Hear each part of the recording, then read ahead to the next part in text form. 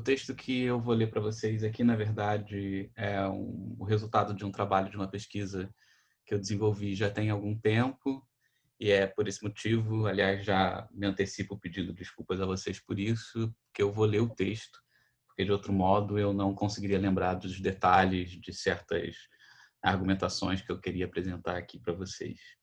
De todo modo, esse texto é uma espécie de exercício de repetição, digamos assim, é, do,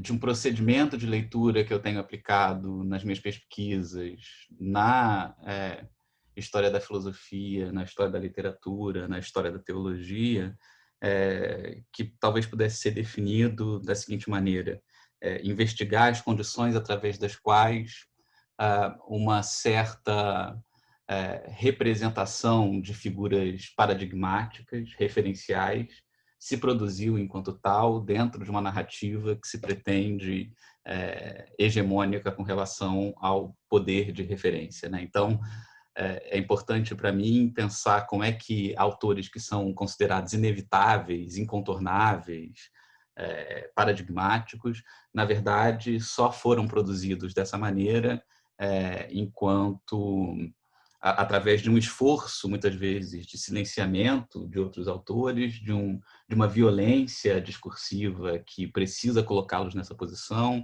de um arranjo institucional e simbólico que muitas vezes deixa de lado uma série de outras narrativas acerca da história da literatura, da filosofia e da teologia.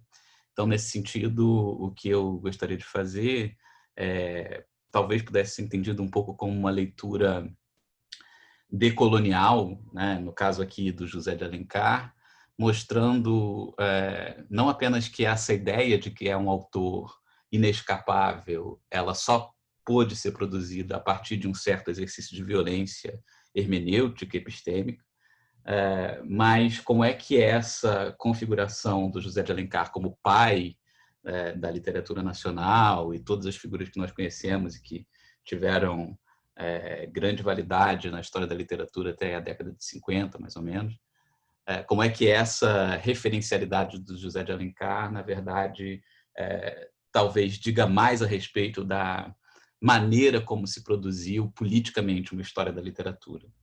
Então, é um pouco isso que eu queria fazer com vocês hoje, lendo um texto de José de Alencar pouco conhecido, que é a peça de 1875 chamada O Jesuíta. Estranhamente, no entanto, a minha ideia não é aqui desenvolver, apresentar para vocês apenas as passagens racistas, misóginas, colonialistas, que, é claro, fazem do próprio Alencar e da história da literatura racista, misógina e colonialista, mas pensar em que medida essa posição política do Alencar também permite a ele uma certa leitura em profundidade da dinâmica do poder, de submissão, no caso especificamente do texto que eu vou ler hoje aqui com vocês, do poder que eu definiria como jesuítico, né, e que configura uma certa relação entre a colônia e a metrópole. Então, eu vou passar para a leitura do texto. Vocês me ouvem bem? Tá bom o som. Eu não sei se o ouvinte que estava com problemas de som, eu espero que tenha resolvido.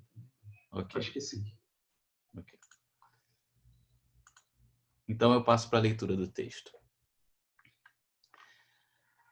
Admiramo-nos de um paradoxo. Chamemo-lo por enquanto de enigma. Mais especificamente de enigma do barroco brasileiro. Como toda questão enigmática, dar-lhe uma forma significa violar sua contradição, que ao mesmo tempo é a violência de sua estrutura.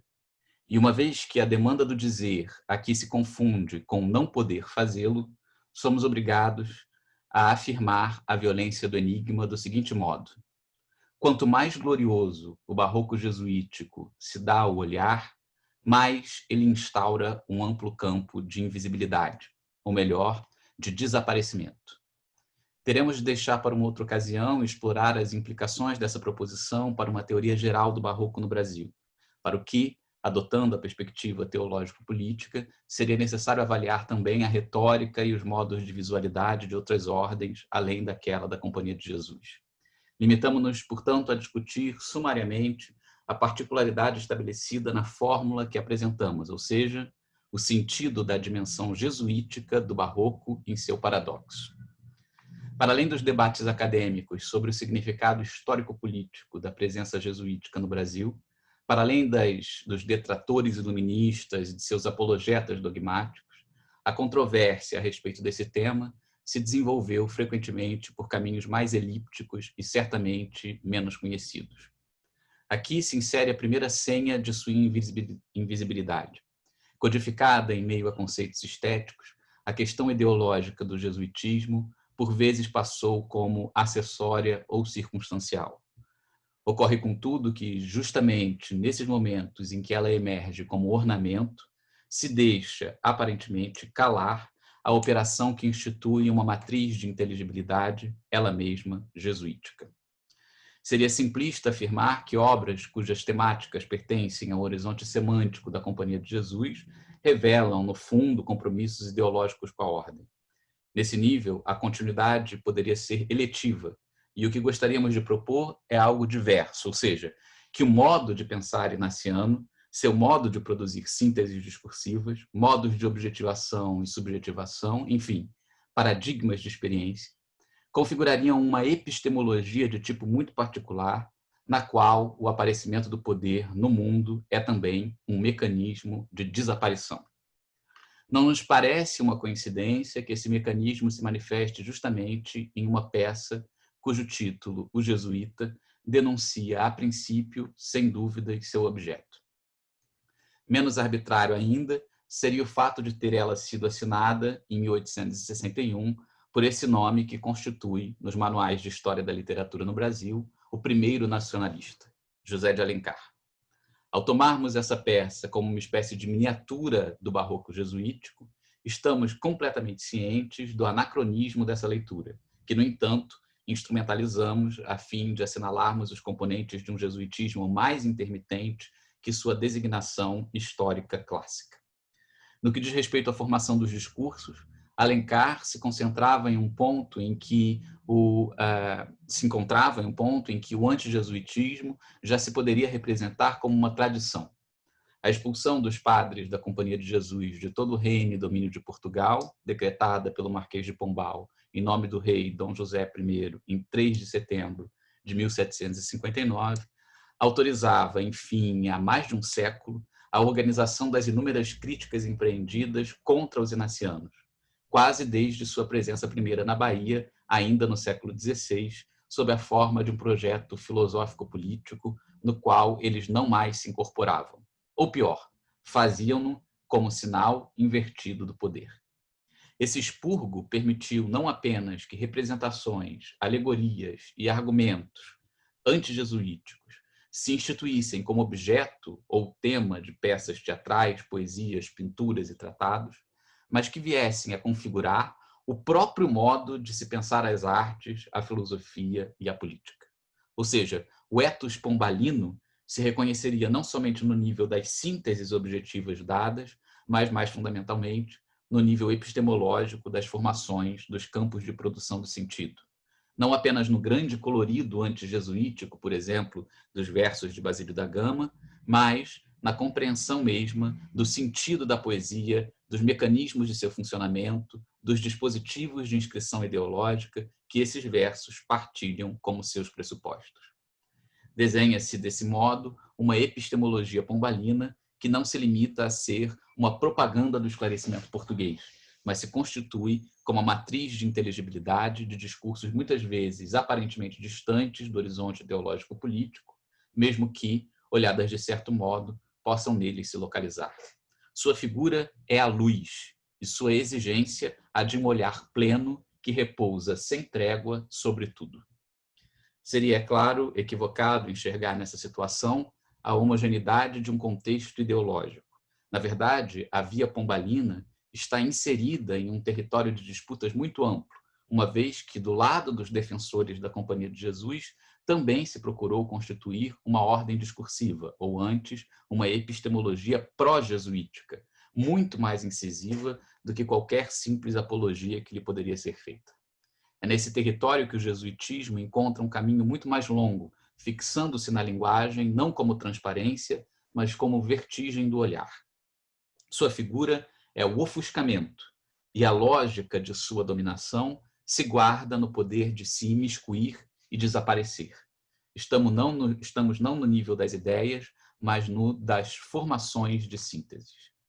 Em um autor como José de Alencar, confundir um nível com outro, sobrepor seus temas aos seus procedimentos discursivos, pode significar desconsiderar a complexidade de sua poética, que, em todo caso, e exatamente em função de sua forma muito peculiar de se colocar a favor dos inacianos, no nível daquela produção de sentido, parece-nos sempre mais interessante que seu repertório melodramático, que o faz meramente do ponto de vista dos objetos e do gosto de uma época.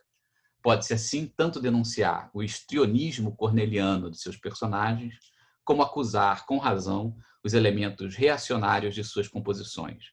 Lembremos de suas cartas a favor da escravidão, manifestação enfática de um conservadorismo que ele defendeu em sua vida política e nos padrões de sociabilidade desenvolvidos nos seus romances.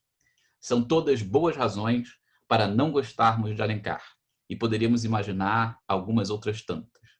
Há, no entanto, ao menos uma que investe esse escritor, colocado pelas narrativas historiográficas no lugar de uma fundação, de um interesse insuspeito, sua compreensão da mecânica jesuítica.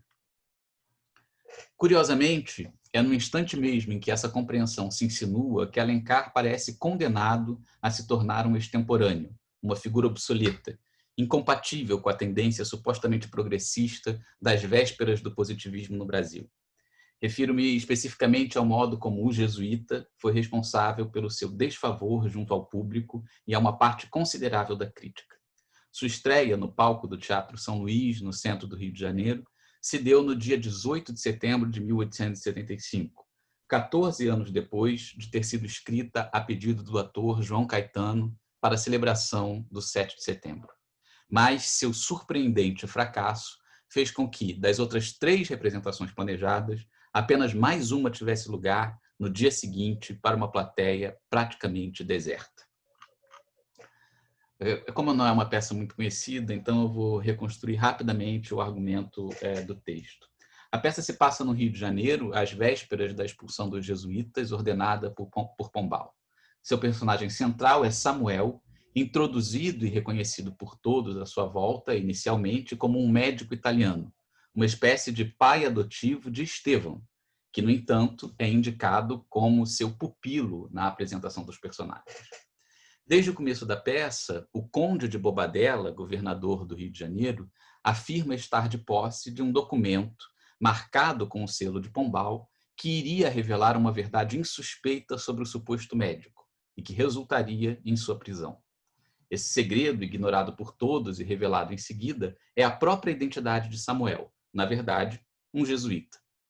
Para sua surpresa, contudo, no momento em que essa revelação é feita pela primeira vez, quando o falso médico aparece vestido com o traje de sua ordem, ouve-se a confissão de que se trata não de um jesuíta apenas, mas do próprio vigário-geral da Companhia de Jesus no Brasil.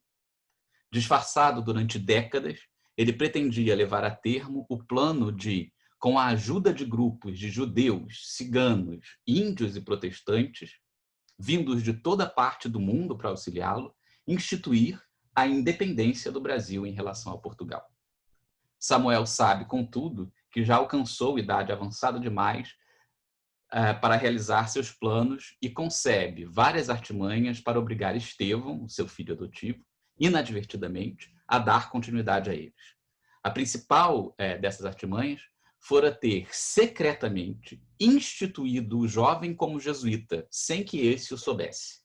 Estevão havia feito, há muito tempo, uma promessa a Samuel de ordenar-se entre os inacianos. Tomado, contudo, de amor pela jovem filha do conde de Bobadela, Constança, ele se recusa a cumprir o juramento. Acompanhado de algumas palavras de confirmação por parte do pai mestre, que o jovem não pôde discernir à altura, tinha a força de um voto. A cena 9 do primeiro ato se constitui, assim, na revelação de uma profissão de fé secreta e enviesada. Eu vou, então, mostrar a passagem aqui do Alencar para vocês. Vocês veem o texto? Ok. Então, nessa passagem, é um diálogo entre Samuel e Estevão. Samuel diz: lembras-te do dia em que me prometeste abraçar a vida religiosa e entrar no convento dos jesuítas? Ao que Estevão responde: é verdade que vos fiz então essa promessa, porém não previ que me seria impossível cumpri-la. Samuel: mas essa promessa feita nas minhas mãos é juramento, é um voto. Naquele momento, tu professaste, Estevão. Estevão, então, hesita, atordoado um pouco com essa informação, e o Samuel acrescenta: nas palavras que pronunciei, então, e que não compreendeste, aceitei os teus votos e te sagrei em nome do Senhor. Tu és jesuíta. Sem que pudesse convencer o jovem de sua condição, Samuel parte, então, para uma série de estratégias para atar Estevão ao destino que lhe havia traçado, ou melhor, ao destino do Brasil mesmo, e que incluíam sequestrar Constança, forçá-la a se oferecer sexualmente e, por fim, ameaçá-lo de morte. Tudo com auxílio do índio paraguaio Garcia, que servia como aquilo que a Inquisição chamava de braço secular, ou seja, um meio que permitia à Igreja condenar e executar através de um outro, preservando assim a sua pureza.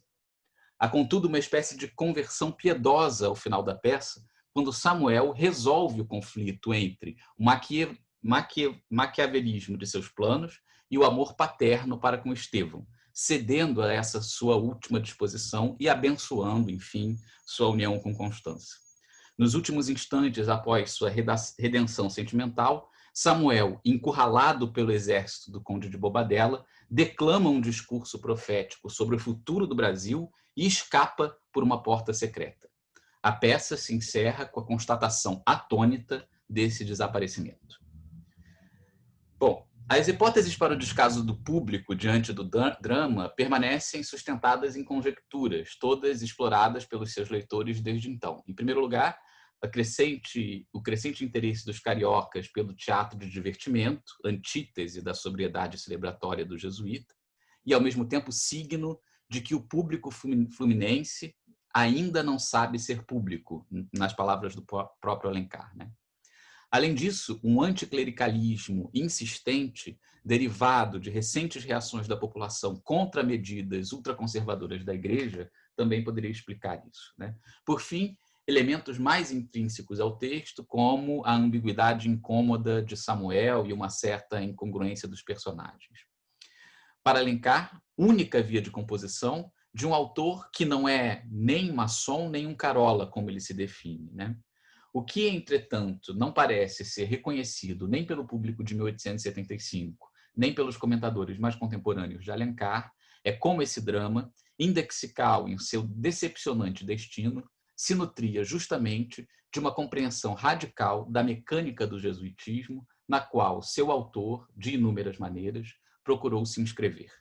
É a epistemologia inaciana de O Jesuíta que o torna não a peça mais bem-sucedida acerca da Companhia de Jesus, mas a que mais amplamente derivou de suas premissas.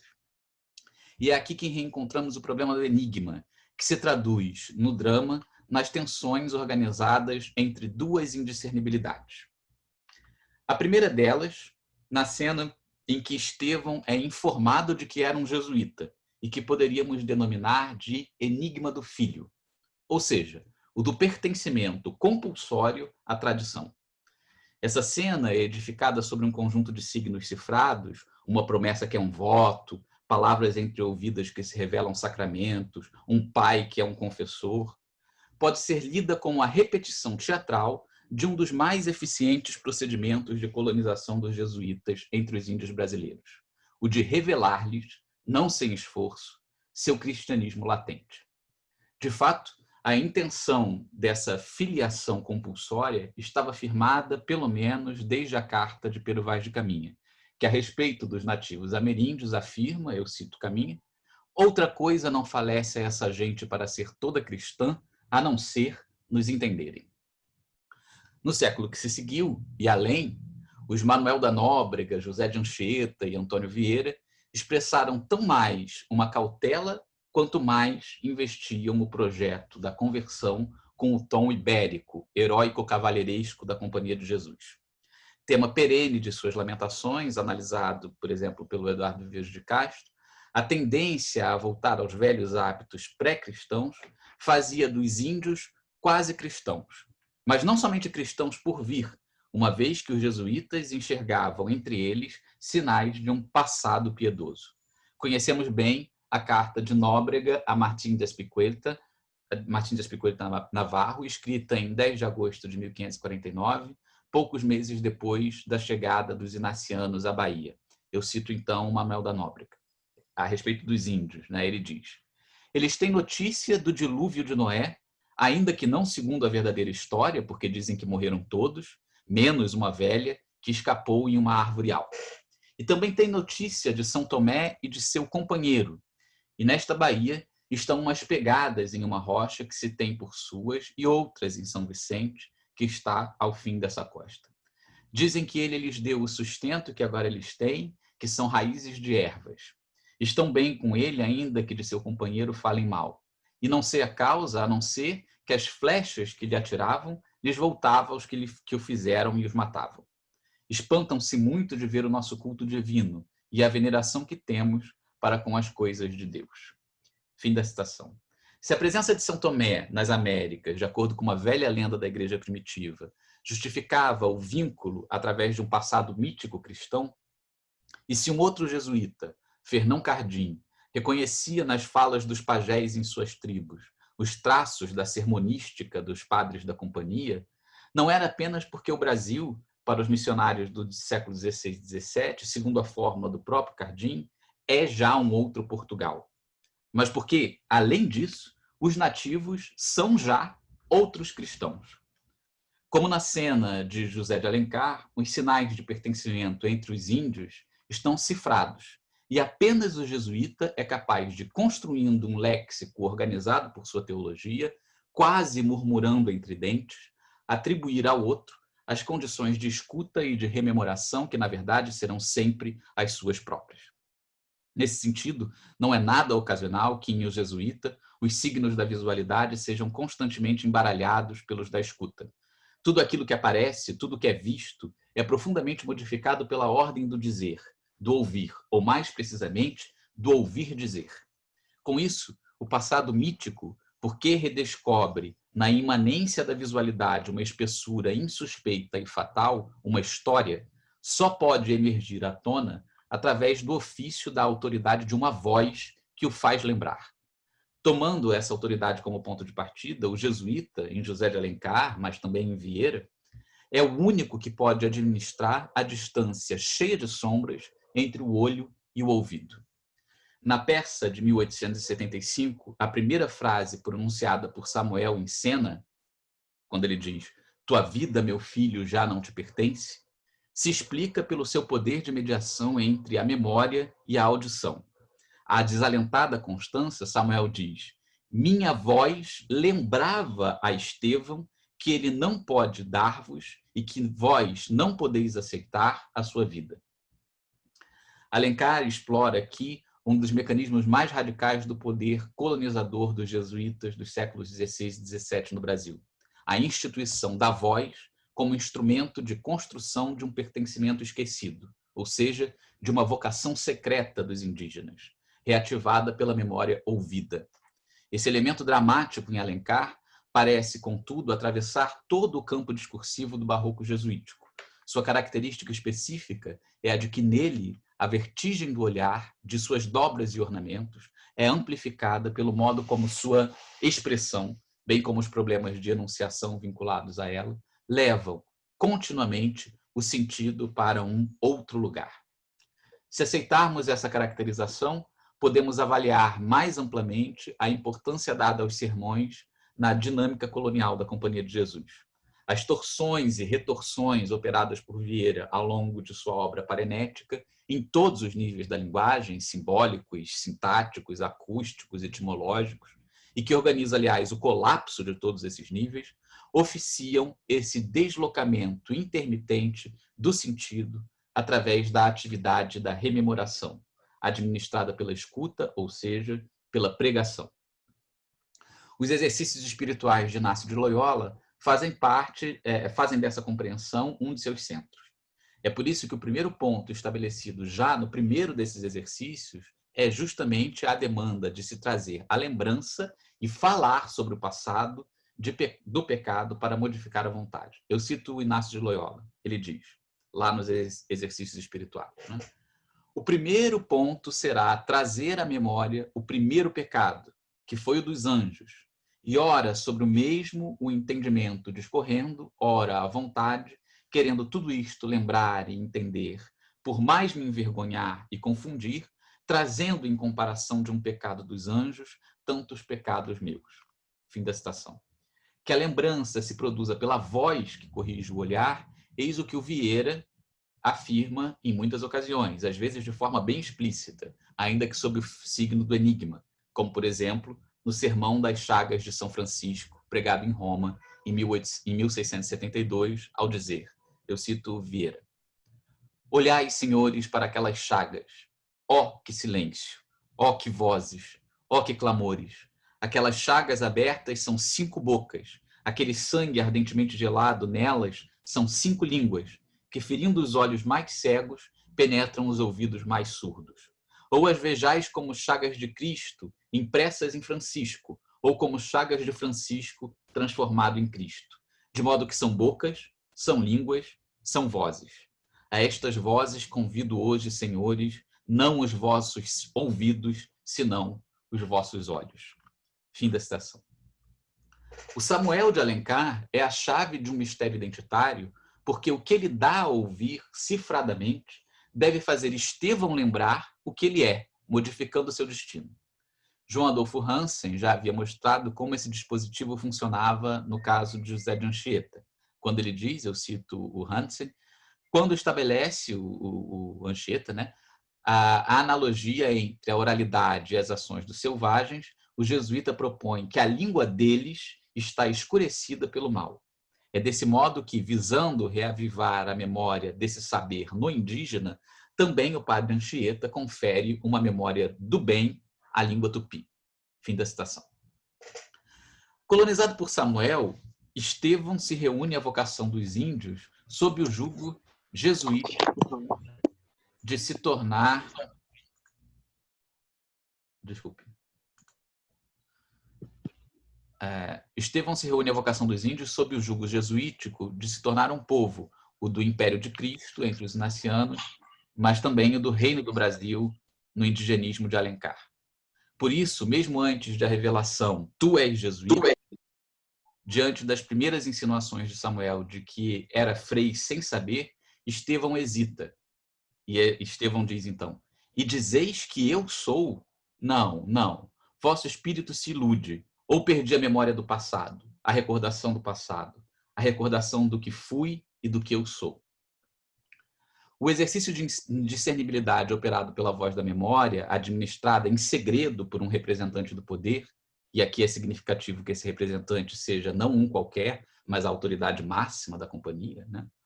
Arrasta a luminosidade plena do eu sou para o segredo da escuta complexa do tu és. O que se cria com isso é um poder sobre o modo de circulação das identidades, estratégia que permitia aos jesuítas projetarem suas vozes para dentro do tecido das mais diversas culturas. Que esse não seja apenas um tema da peça de 1875, mas uma configuração geral da poética de Alencar, se mostra pelo modo como muitos de seus textos se ocuparam do problema da relação entre linguagem e vocação. Na verdade, essa era a questão central de sua polêmica com Gonçalves de Magalhães, ao denunciar no épico A Confederação dos Tamoios, escrita por esse último em 1856, uma linguagem artificial nos moldes do classicismo português, incapaz de alcançar esse ponto ideal em que, eu cito Alencar, já não é o poeta que fala, é uma época inteira que exprime pela sua voz as tradições, os fatos, os costumes. O escritor genuinamente brasileiro deve ocupar, portanto, a função análoga do indiscernível confessor, que impõe, sem ser percebido, uma voz para o ser nacional, ou seja, indígena. Alencar se filia, assim, ao modelo de dominação da circulação identitária dos jesuítas, exigindo que sua voz atribua ao índio sua memória sem aparecer enquanto tal. Para traduzir as ideias rudes e grosseiras dos nativos, como ele diz, se requer que a língua civilizada se molde quanto possa à primitiva língua bárbara, e não represente as imagens e pensamentos indígenas, senão por termos e frases que pareçam naturais na boca do selvagem. Essa é uma citação do Alencar.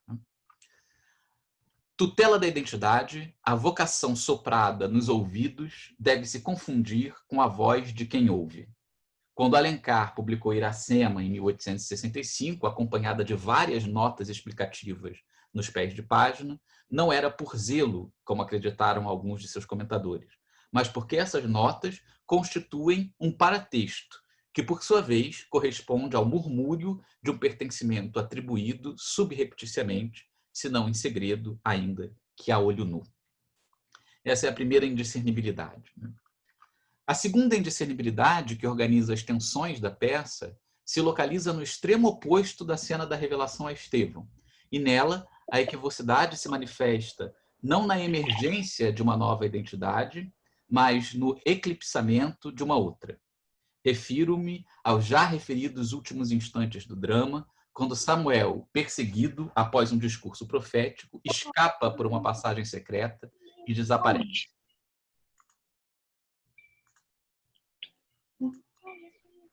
Desculpe, tem alguém aqui com o microfone aberto? Eu pediria para fechar por fora, acho que é a Dinevânia, se não me engano. Eu já... Eu acabei colocando no mudo. Bom, então, retomando, essa segunda indiscernibilidade é desse momento do desaparecimento, né? Refiro-me aos já referidos últimos instantes do drama, quando Samuel, perseguido, após um discurso profético, escapa por uma passagem secreta e desaparece. A forma desse acontecimento dramático eu chamaria de enigma do pai. Então, a primeira indiscernibilidade é a do enigma do filho, e essa eu chamaria de enigma do pai. Apesar de ser um maquiavélico idealizador do plano da independência do Brasil e de conduzir forçosamente todos à sua volta a se sacrificar a ele, Samuel é um personagem em conflito. O que o torna, aliás, defensável e modelar para Alencar é precisamente essa disjunção constitutiva entre a missão e a compaixão.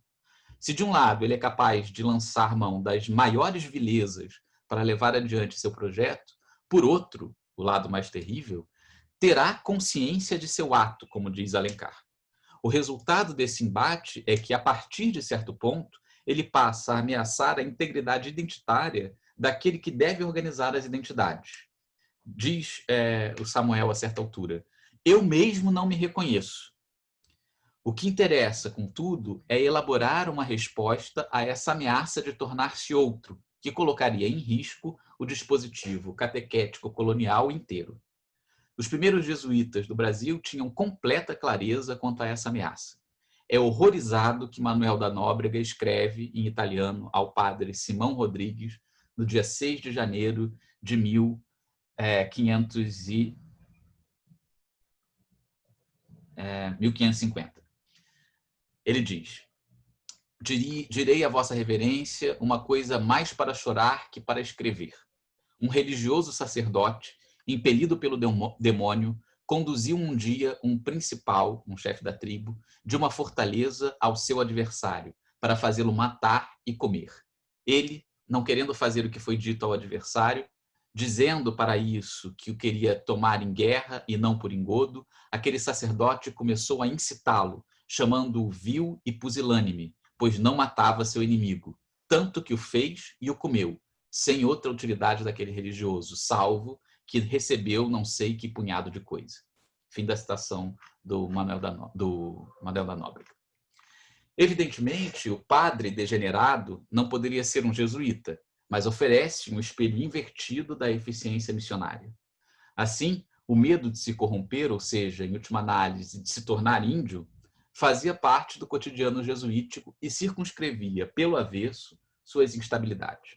Nas mãos dos inimigos dos jesuítas, a imagem do padre como índio disfarçado obteve um destino duradouro, que se vinculava a outras denúncias de falsidade ideológica ao apresentá-lo como filo-judaizante ou herege.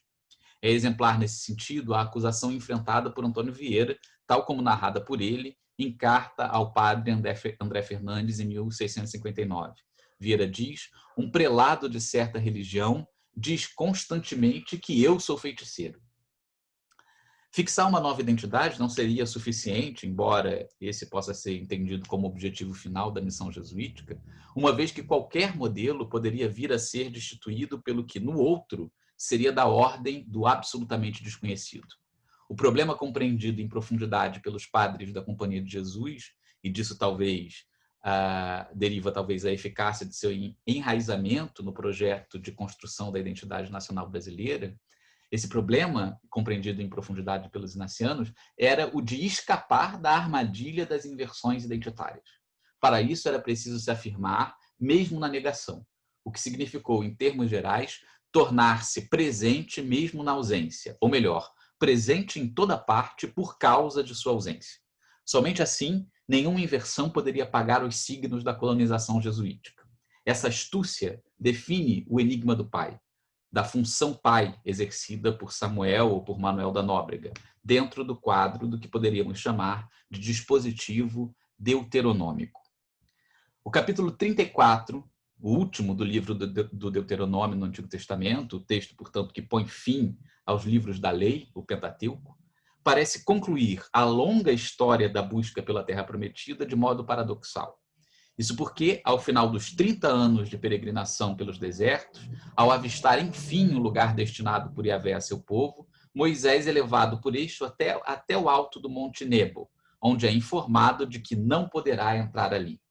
Diz Deus a Moisés: eu a mostrei aos teus olhos, tu, porém, não atravessarás para lá.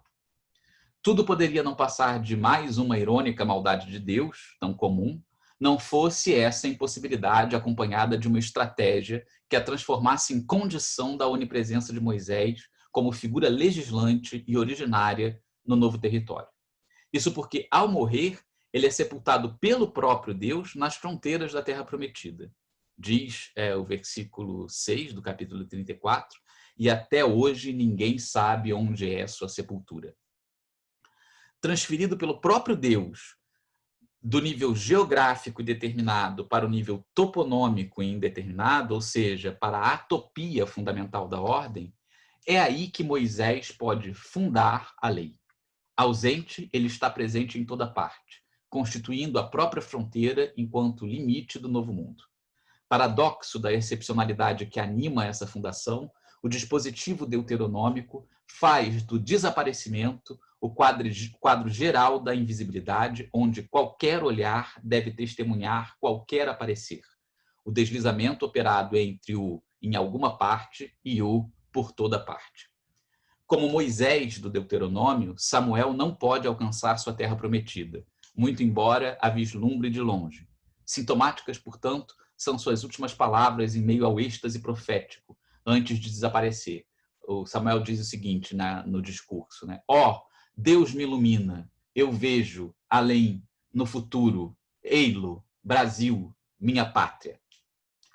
A pergunta final do Conde de Bobadela, depois que o padre desaparece, que é onde está? E a resposta do Frei Pedro, depois da qual a cortina se fecha, quando ele diz Deus o sabe, representam a contrapartida idealmente jesuítica à expulsão de Pombal, que pretendia não ver os padres da companhia em parte alguma. Também aqui, o padre Antônio Vieira entendeu perfeitamente as premissas de sua ordem. Nos eventos mais fundamentais, para se permanecer o mesmo, afirmava, seria preciso se deslocar de diante do olhar para trás dele. Não é senão essa ideia a que é expressa em seu comentário acerca do final do Deuteronômio, no Sermão das Ezequias da senhora Dona Maria de Ataíde, de 1649, quando Vieira diz: pois por que não quis Deus que tivessem os homens notícias da sepultura de Moisés? Ele pergunta, né?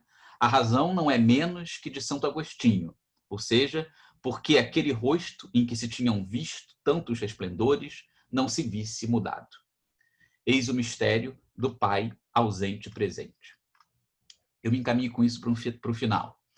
Chamamos de enigma os dois paradoxos da indeterminação jesuítica no drama de Alencar. Mas se tivéssemos de usar de forma precisa seu vocabulário, teríamos de falar de charada. É esse o termo utilizado pelo próprio Alencar em seu ensaio de autobiografia, que se chama Como e Por que Eu Sou Romancista, escrito em 1873 e publicado apenas póstumamente. Ele diz: o dom de produzir, a faculdade criadora, se a tenho, foi a charada que a desenvolveu em mim. Os enigmas, ou as charadas de O Jesuíta, resultam em um deslocamento que só se nota ao final, mas que, ao ser notado, tem de ter estado em operação desde o início. Não sabemos a quem se refere o personagem título, o jesuíta, né? Se ao filho, que escuta um passado que o modifica, ou ao pai, que desaparece para permanecer.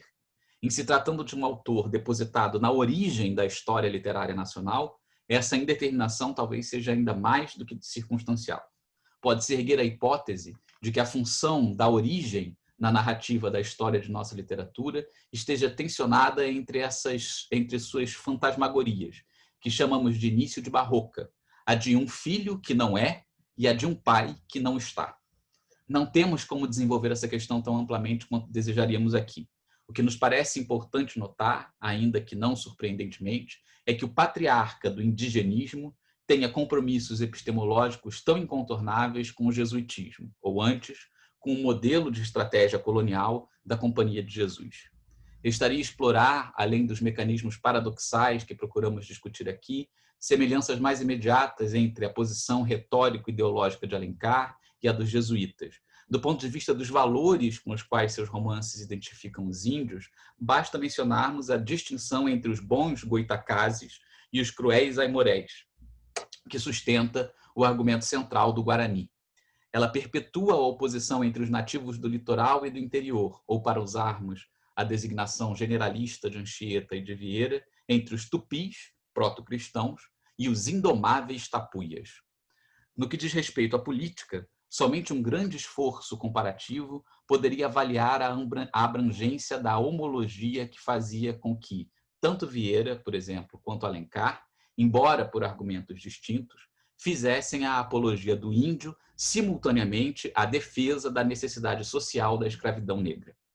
Consideramos mesmo que esse debate poderia produzir uma nova compreensão da relação entre a historiografia da literatura brasileira e os mecanismos de sujeição colonial para além de seu tempo histórico. Ainda está por se abordar, enfim, na consideração do jesuitismo de Alencar, o papel vocacional da profecia na construção da identidade nacional. Enquanto em Anchieta e Vieira a prescrutação do futuro autorizava a entrada da história em uma nova narrativa de sentido, como analisou César Braga Pinto, né, num livro interessante de 2003, o que dizer do lugar da antivisão do tempo na poética de Alencar? O lugar dessa contemplação presente, como vimos no discurso final de Samuel, o jesuíta, não seria o mesmo daquele "tu viverás", pronunciado por Peri em O Guarani ao salvar sua amada? Essas questões desenham todo um campo problemático que coincide com a reconsideração do viés colonialista do discurso fundador indigenista de Alencar.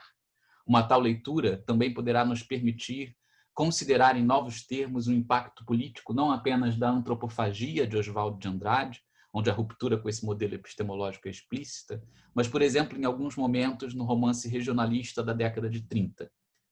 A crise da consciência indigenista alencariana, concomitantemente utópica e excludente, e que havia se tornado oficialmente hegemônica nas narrativas históricas da literatura brasileira desde a virada para o século XX, só seria alcançada décadas depois por personagens como João Valério de Caetés, publicado por Graciliano Ramos em 1933.